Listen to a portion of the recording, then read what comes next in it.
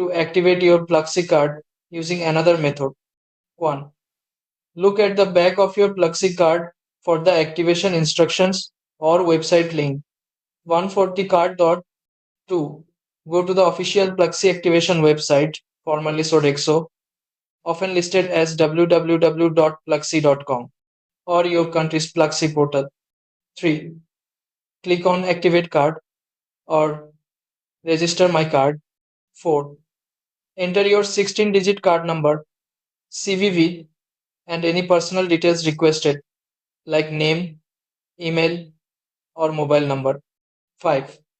You'll receive a one-time password, OTP, via SMS or email. Enter it to confirm. 6. Create your 4-digit PIN for secure use at stores or online.